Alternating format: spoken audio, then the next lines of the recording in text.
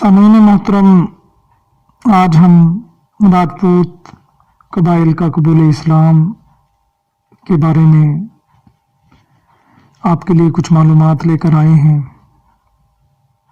मौजू बहुत अहम है, लेकिन जिस कदर अहम है उतनी ही इस मौजू पर मवाद की कमी है। ये मवाद की कमी क्यों है?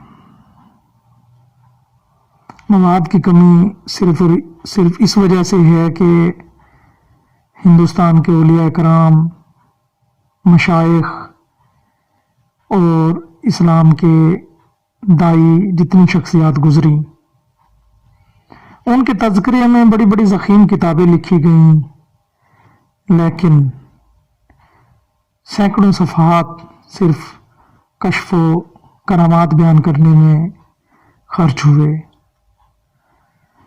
जो सही माने में तारीख नवीसी जिसे कहते हैं वो इन कुतुब के अंदर नहीं मिलती, जिसकी वजह से जो ज़रूरी मालूमात हैं उनको अगर तलाश किया जाए तो तारीख का दामन तंग नजर आता है। तो मौजूद मज़कूरा राजपूत कबाइल का कबूल इस्लाम एक बहुत ही नायाब मौजू है, जिस पर जो ऑथेंटिक कुतब हैं या मालूमात हैं वो इस तरीके से बिखरी हुई हैं जैसे सहरा में कोई सुई फेंक दी जाए और उसे तलाश करना पड़ जाए। तो इस सिलसिले में तंवर राजपूत, जिसके मुतालिक हम पहले भी बात कर चुके हैं कि ये इसकी इमला ते से है और कई तरीके से इसकी अदायगी है। नून गुन्ना के साथ तंवर है, तवर है, तवार है, तमर है। उनके कबूल इस्लाम के बारे में कुछ बात मैं करने लगा हूँ। ये वही तंवर राजपूत हैं जो जिला हिसार में जिनके ज़्यादा गांव थे और जो जाटू राजपूत थे। तो उन्होंने इस्लाम कैसे कबूल किया, इस सिलसिले में 4 रिवायात मिलती हैं। पहली रिवायत तो ये है कि दिल्ली का राजा अनंगपाल, तो जो राजा अनंगपाल था उसकी नस्ल में एक राजकुमार गुजरा जिसका नाम था अमर सिंह। और ये जो अमर सिंह था ये सुल्तान अलाउद्दीन खिलजी के दौर में हजरत बू अली शाह कलंदर पानीपती, जिनकी वफात 1324 ईस्वी में हुई, उनके हाथ पर मुशर्रफ बा इस्लाम हुआ और उसका नाम अमरुल्लाह खां रखा गया। उसके 3 बेटे हुए, शहाब खां, शहबाज खां और दौलत खां, जिनकी औलाद पानीपत जिला करनाल के मोहल्ला राजपूता में 1947 तक आबाद चली आई। यह मालूमात इकबाल सलाहुद्दीन की किताब हजरत बू अली कलंदर जो 1980 में शाये हुई उसमें मिलती हैं। दूसरी रिवायत ये है कि राजा अनंगपाल जो तंवर राजपूत थे, उनकी 7वीं पुश्त में ठाकर जैद ऐशर सिंह हुए। वो उनके 3 बेटे हुए, सोलखन, भीम सिंह और अमर सिंह।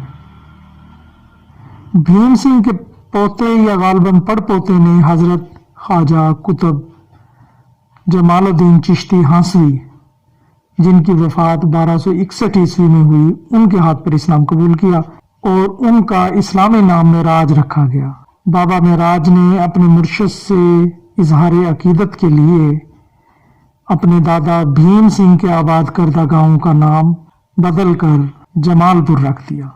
ये ज़माना 1340-1350 ईस्वी का है।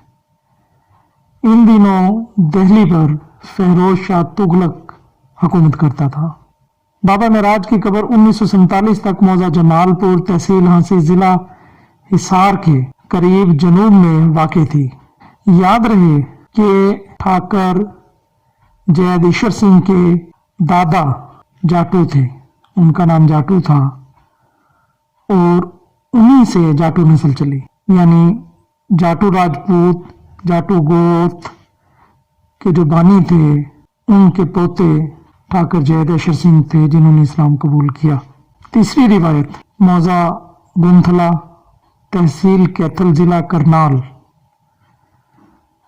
وہاں کے تمام راجپوتوں میں ایک روایت چلی آ رہی ہے کہ ان کے بزرگ رانا مراد سنگھ نے شیخ جلال الدین تھانسیری جو 1571 عیسوی میں فوت ہوئے، ان کے ہاتھ پر اسلام قبول کیا، اور ان کے جو بزرگ تھے رانا مراد سنگھ، ان کا نام رانا بہاؤدین رکھا گیا، رانا بہاؤدین ان کا نام رکھا گیا۔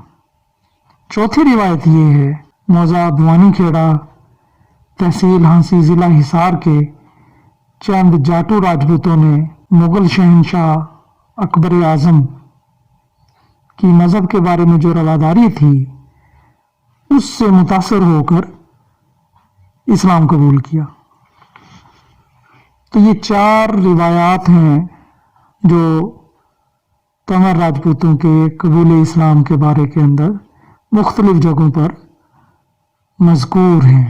اب ظاہر ہے کہ ان کی صحت اور ان کی درستی جو ہے وہ تحقیق طلب ہے۔ سامعین محترم، چوہان راجپوت، چوہان راجپوتوں میں سب سے پہلے چوہان راجپوتوں میں اسلام قبول کرنے کی سعادت پرتھوی راج چوہان اس کے بھتیجے ایشر داس کو ہوئی۔ ایک روایت یہ ہے۔